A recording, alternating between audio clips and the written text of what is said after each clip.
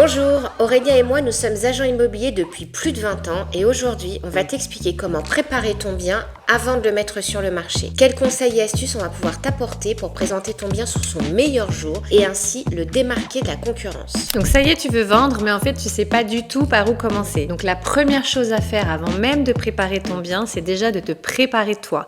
Parce qu'à partir du moment où ta décision de vendre est prise, en fait dans ta tête, tu dois quasiment être déjà parti. Et tu vas voir, il faut que tu t'y prennes vraiment à l'avance et que tu anticipes. Et oui, donc tu vas d'abord commencer par désencombrer ton bien. À l'intérieur et à l'extérieur. Ça va offrir plus d'espace à tes visiteurs et surtout ça va te donner de l'avance pour ton futur déménagement. Parce qu'il y a quand même une chose que tu dois savoir, c'est que chez toi, c'est pas chez les autres. Et qu'il est déjà très difficile de se projeter quand on n'est pas chez soi. Mais en plus, quand on est chez quelqu'un d'autre et qu'il y en a partout, autant te dire que c'est quasiment mission impossible. Et tu dois donner envie à tes clients d'acheter. Et pour ça, ils doivent réussir à se projeter en imaginant où ils vont mettre leur table de salon, leur canapé, comment ils vont aménager la chambre des enfants, comment ils vont profiter au mieux du jardin, etc. Et un espace surchargé de meubles, de bibelots, de photos, forcément ça permet pas aux clients d'apprécier les volumes de la pièce et en fait ils vont pas pouvoir s'imaginer vivre ici. Donc la première chose à faire, même si ça tombe sous le sens, c'est de désencombrer. Et là tu vas nous dire, ah oui ok, mais on fait comment pour désencombrer sa maison ou son appart quand ça fait 20 ans qu'on est dedans,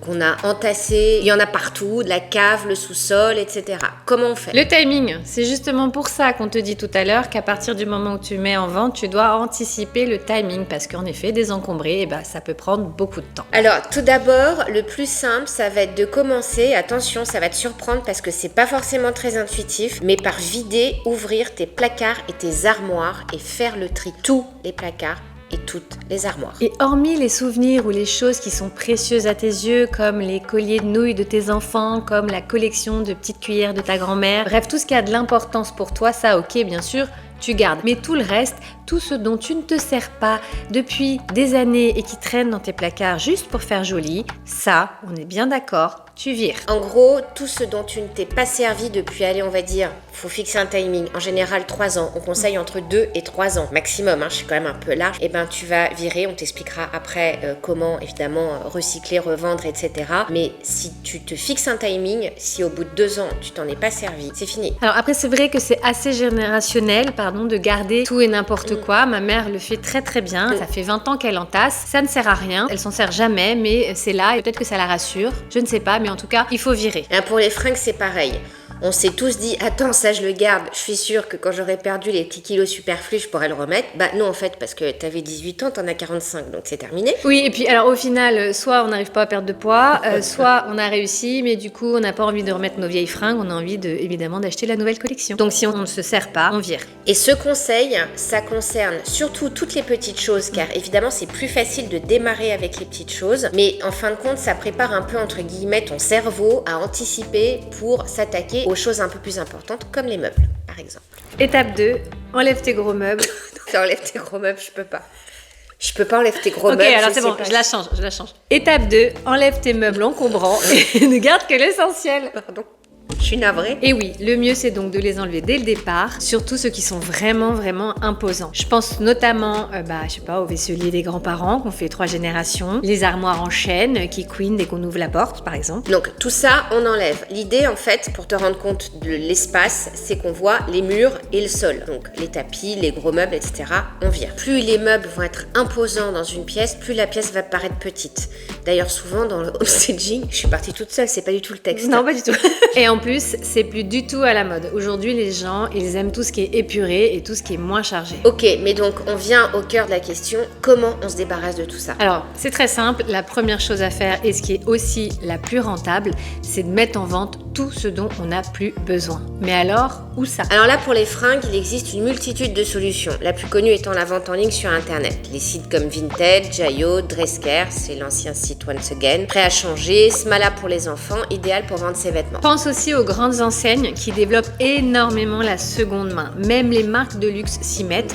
Tu vas sur un site par exemple qui s'appelle place des tendances. Et là, tu peux vendre toutes tes marques de fringues sans aucun problème. Après, si t'as pas envie de trier, de laver, de repasser, de prendre des photos, enfin si ça te saoule, il existe aussi des sites où ils reprennent les fringues au poids. Forcément, financièrement, je suis pas vraiment sûre que tu t'y retrouves, mais au moins t'es débarrassé. Et cerise sur le gâteau, il existe même un site où ce sont des spécialistes qui vendent les vêtements à ta place. Je pense notamment à un site qui s'appelle rush.com où c'est des nanas qui viennent dans ton dressing, qui récupèrent les vêtements, qui les mettent en ligne et après qui te reversent l'argent que tu as gagné. Et d'une manière plus générale, pour vendre tout et n'importe quoi, tu as toujours le bon coin, tu mets une annonce, 3 photos et hop, c'est parti. Attention, ne perds pas de vue ton objectif. Vider ta maison pour mieux la vendre n'est pas nécessairement faire des affaires. T'es pas en train de créer un business de revente des 20 ans de vêtements et de meubles. Donc sois pas trop exigeant sur le prix et lâche du mou pour vraiment vider, c'est ça l'objectif. Et c'est aussi pour ça qu'il faut que tu t'y prennes à l'avance parce que tu peux parfois mettre des mois à vendre un buffet mérovingien parce que plus personne n'en veut. Il faudrait quand même pas rater la saison de ta vente, ça serait juste dommage. Après, t'y penses pas forcément, mais ça marche aussi très bien,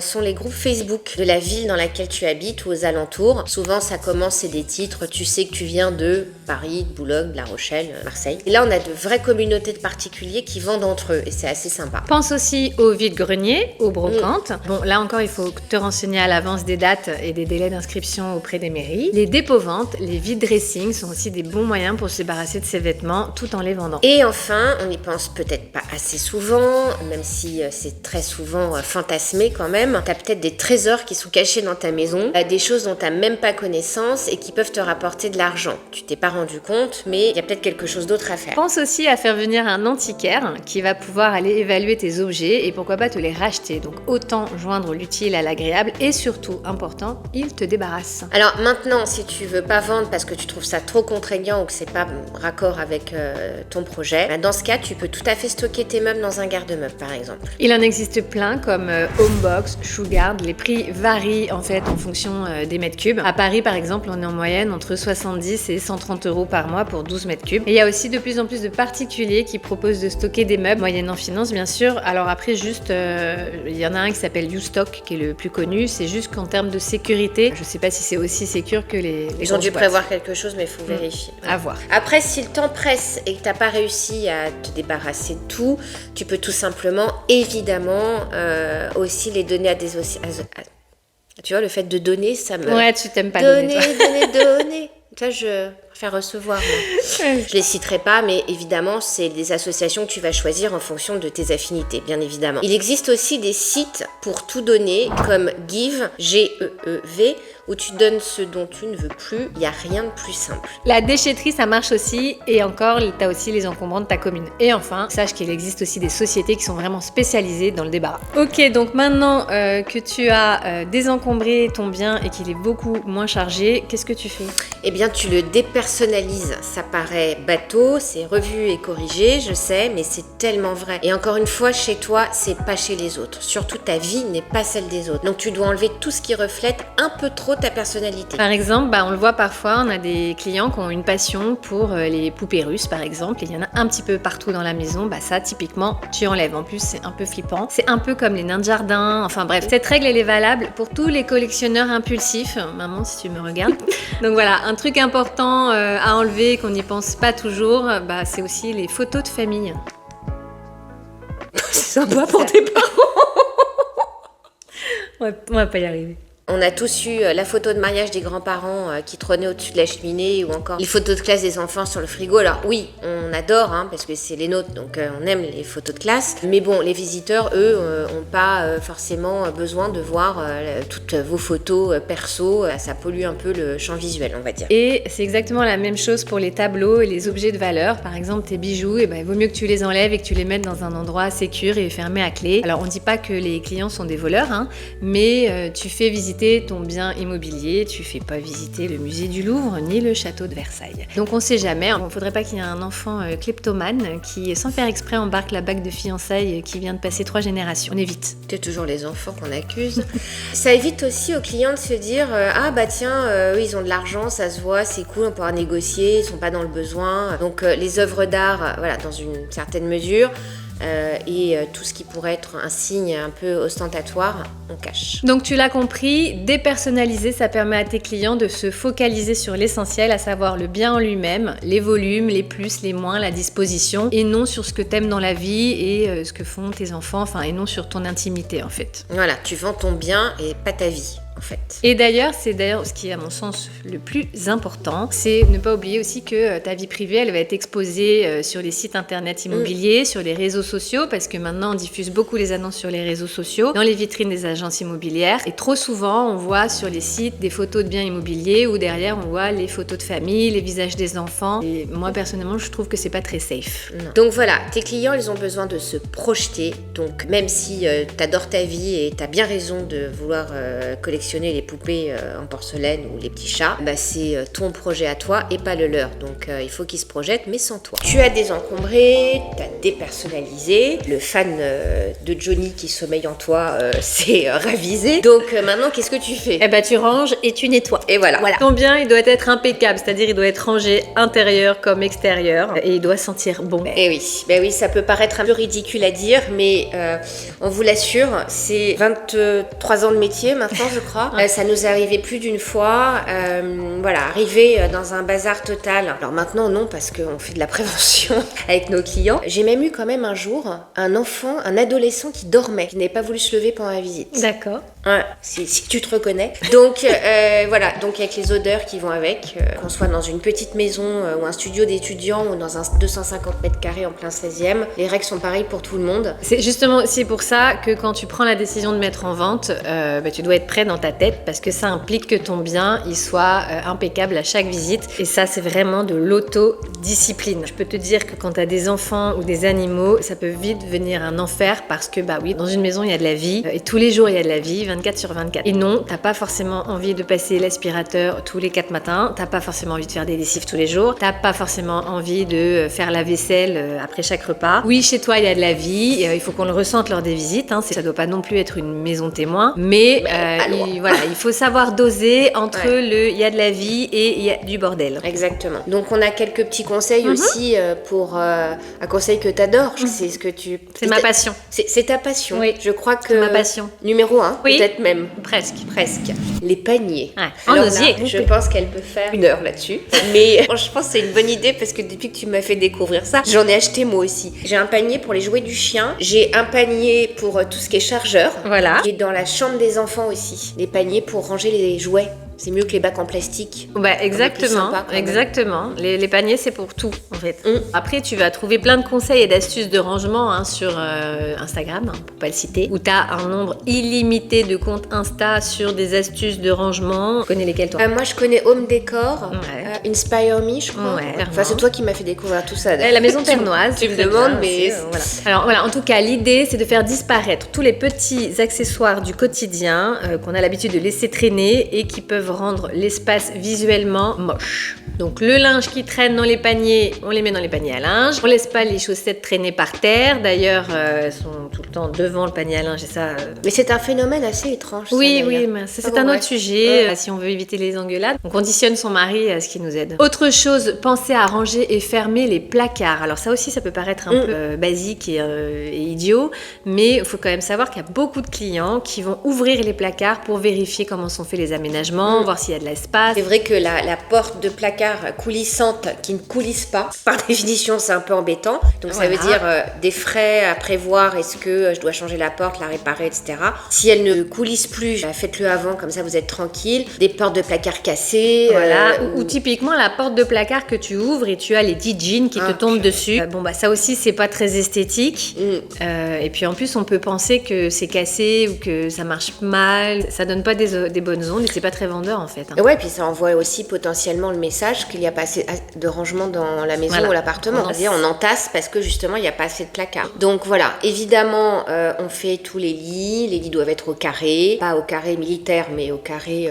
Au carré minimum. Niveau hôtellerie comme ça serait pas mal. Parce que des détails genre l'été d'oreiller... un peu jauni. Bon, voilà, c'est un peu... c'est pas terrible.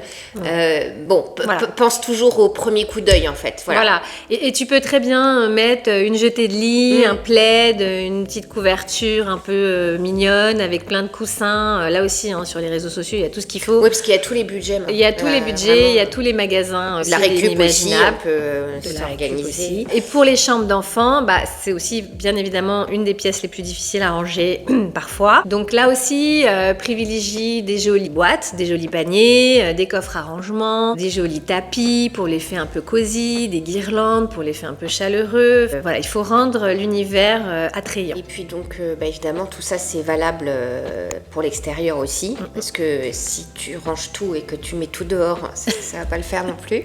C'est une solution. Oui, c'est ça. Donc on va éviter la décharge publique à l'extérieur, parce que ça aussi, ça envoie un très mauvais signal, manque de rangement, manque de place, etc. Donc les vélos, la tondeuse, les ustensiles de jardin, je sais pas quoi dire d'autre. Tout ce qui concerne les le jouets jardin d'enfants. Il faut quand même que tout soit, ou semble pour l'acquéreur potentiel, organisé et fonctionnel en fait. C'est ça. Surtout que l'aménagement extérieur, en fait, c'est tout aussi important que l'intérieur. Pourquoi ? Parce que bien souvent, en tout cas c'est le cas pour les maisons, c'est la première chose que les clients vont découvrir en arrivant. Donc c'est quand même, on dit bien que c'est les premières secondes qui comptent. Donc si on arrive dans une décharge, on n'a pas forcément envie de rentrer dans la maison. Non, et c'est pareil si on a des balcons, parce que c'est pas parce que vous avez juste un balcon qu'il faut pas l'aménager. On peut mettre des tapis sur les balcons, on peut mettre des plantes, des guirlandes. Voilà, encore une fois, il y a plein de choses. Les Français malheureusement n'aménagent pas assez souvent les balcons, c'est dommage.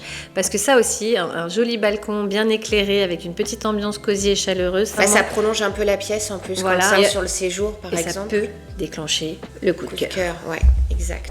T'as rangé, c'est bien. Et puis t'as commencé à nettoyer, c'est bien. Et pour l'entretien, il faut que ce soit propre à chaque visite. Les carreaux doivent être faits parce que franchement, il n'y a rien de pire que le rayon de soleil qui arrive généralement exactement au bon endroit, c'est-à-dire sur les fenêtres qui n'ont pas été faites. Il y a des gens pour qui ça les dépasse complètement. Peut-être qu'on a une petite obsession quand même sur les carreaux parce qu'on en a beaucoup. C'est parce qu'on regarde nos carreaux en ce moment. Ouais, c'est ça. Alors il y a les carreaux bien sûr, mais alors il y a aussi les toilettes. Vos toilettes doivent être propre et la lunette baissée. Ça fait 20 ans que je baisse les lunettes de toilette avant les visites. C'est une technique. Parce qu'on ne le fait pas à la main. On le fait avec le pied. On le dit. Parce que il se peut que tes acheteurs demandent à utiliser les toilettes pendant la visite. Ça arrive très souvent, encore plus s'il y a des enfants. Et vous savez ce qu'on dit sur l'état des toilettes, c'est comme dans les restaurants. C'est exactement la même chose. Donc on nettoie. Oui, et les premières secondes, comme on l'a dit tout à l'heure, sont assez déterminantes. Donc les statistiques varient, mais on achète un bien immobilier dans les 3 premières minutes de la visite. Alors attention aussi aux odeurs de cuisine, surtout quand on a des cuisines ouvertes. On va pas te demander de prendre des cours de cuisine en plus pour mettre en vente. Mais ça fait un peu beaucoup. Si tu sais pas cuisiner, tu t'achètes la cuisine pour les nuls. J'ai un client qui l'a vachement bien géré ça il y a quelques mois. Maison de campagne, etc. Plat qui mijote, qui sent hyper bon pour le déjeuner. C'est des madeleines de Proust, les odeurs de cuisine, on le sait, donc ou le gâteau qui sort du four, etc. Donc voilà, ça peut être sympa. Par contre, le poisson de la veille ou le steak haché qui sent le graillon, ça, on évite. C'est très important avant chaque visite d'aérer au maximum parce que vraiment, c'est horrible d'arriver dans un bien et que ça sent le renfermé, le chien mouillé, la litière du chat. Il n'y a rien de pire que de rentrer dans une maison ou un appart et d'être vraiment dérangé par l'odeur. Donc maintenant, on va vous donner quelques solutions pour une maison plus propre. On va se reconvertir. J'ai vraiment écrit ça. Bref, on peut aussi faire appel à un professionnel parce que voilà, il y a des gens qui ont du personnel, on a des clients qui ont du personnel à domicile, il y a des gens qui sont très très entourés et qui ont les moyens d'être aidés et accompagnés, donc forcément c'est plus facile quand quelqu'un le fait à ta place, c'est évident. Mais on n'a pas tous les moyens d'avoir une femme de ménage au quotidien ou un homme de ménage au quotidien, donc on peut aussi se payer un nettoyage professionnel une fois. Il faut toujours penser au crédit d'impôt. Mon associée ici présente qui m'a fait découvrir ça, j'adore, parce que avec l'avance immédiate de l'URSSAF, on a la déduction d'impôt direct. Exactement. Donc c'est hyper intéressant. Tu n'as plus besoin d'attendre de recevoir ton crédit d'impôt. Avanceimmédiate.com, je crois. C'est ça ? Avanceimmédiate.com. Aussi pour les odeurs, n'hésite pas à mettre des bougies. Alors oui, ça c'est bien aussi pour le côté cosy et après sympa. Les paniers. Après les paniers, les bougies. Et oui. Les bougies parfumées, du coup, qui masquent les odeurs. Il en existe plein, il en existe partout. Il en existe maintenant qui sont même très bien pour les allergies. Oui, puis il faut pas se louper sur l'odeur parce que ça m'est arrivé à titre personnel. Non, la honte, franchement, moi, bon, à moi c'est arrivé, quand j'ai vendu mon appart, j'ai décidé de gérer la vente de l'appartement et j'ai voulu mettre une petite odeur de citron. C'est bien ça. J'étais dans ma période citron, voilà. Et il y a une dame qui est venue visiter, elle ne savait pas que c'était chez moi, parce que j'étais agent immobilier, donc je lui présente un appartement, elle sait pas que c'est le mien. Et là, d'un seul coup, elle m'a dit, oh mon Dieu, cette odeur de citron, c'est insupportable. Mais j'étais vexée, Voilà, ça serait dommage que les clients s'enfuient à cause d'une bougie. Oui. Voilà. Il y a aussi l'encens qui fonctionne bien, qu'on peut mettre dans l'entrée par exemple, dans les toilettes. Ouais. Là aussi c'est facile à trouver. Alors moi j'aime beaucoup l'encens de chez Zara. Ils sont très bons et Rituals aussi forcément. Ouais, mais ne transformez pas non plus votre maison en église orthodoxe parce que c'était trop mal de mon enfance. Trop d'encens, c'est pas bon non plus. Non, par contre il y a un truc qu'il faut absolument bannir. Ce sont les pot pourri. Voilà, alors ça, je ne sais même pas pourquoi ça existe encore. C'est complètement obsolète, ça pue. C'est dans le nom. C'est pourri. Voilà, totalement pourri. Pourquoi pas, si tu peux, allume un petit feu de cheminée. En plus de l'odeur du bois, ça donne un vrai côté chaleureux à ton salon. Alors, on parle pas de la cheminée Netflix. Mais pourquoi pas, remarque, ça peut aussi donner une petite ambiance, mais là, on n'aura pas l'odeur. Oui, non, je vois pas trop effectivement l'intérêt. Si, c'est cosy et joli. C'est joli, c'est un écran de télé, oui. Un feu. Oui, quand t'as pas de cheminée, c'est très bien. Ok. Pour l'ambiance, on peut gérer un fond musical aussi, ça peut être sympa. Faut pas mettre de la musique si on pense que ça va cacher un bruit. Par exemple, un jardin ou un appartement qui serait à proximité d'une voie ferrée, etc. C'est pas la peine d'essayer de camoufler. Non, on met une petite musique si il fait beau, que vous avez un jardin et une piscine, ça fait une petite ambiance un peu sympa, lounge. En fait, ça va permettre à tes clientes de se sentir détendues, peut-être pourquoi pas prêt à faire une offre. Mais encore une fois, comme tu dis, l'idée c'est toujours de séduire les clients et non de les agresser. Donc on met une petite musique douce, on met pas du Metallica, on tombe pas dans les excès non plus à l'inverse de zénitude, on va pas non plus les endormir. Mais tous ces éléments mis bout à bout, ça permet vraiment au client qui va visiter ta maison de se sentir bien, d'arriver à se sentir un peu chez lui, pourquoi pas, et tout ça c'est propice à avoir des offres. Exactement. Alors, qu'est-ce qu'il faut retenir ? Il faut retenir que vendre un bien, ça ne s'improvise pas. Attends, va plus vite. Ah ok. Faut qu'on aille plus vite. Ok. Non mais pour le résumé. Ok. Il faut anticiper. On désencombre, on trie, on dépersonnalise et surtout on range et on nettoie. Parce qu'un bien propre, accueillant, fait toute la différence. Parce que n'oublie pas que ton objectif c'est de séduire tes visiteurs dès les premières secondes. Tu vends un espace de vie, pas ta vie privée. Et préparer son bien, c'est un peu comme préparer une course en fait. C'est une méthode, énergie, motivation. Et on vous le promet, on a 20 ans de métier. Appliquer cette méthode, c'est faire gagner du temps, avoir des visites ciblées et avoir une offre très rapidement. Allez, à très vite pour le prochain épisode. Vous pouvez nous laisser vos commentaires et si vous avez des questions ou si vous souhaitez que nous abordions d'autres sujets, n'hésitez pas à nous le demander. Voilà, et on vous souhaite une très bonne vente. Merci, à bientôt.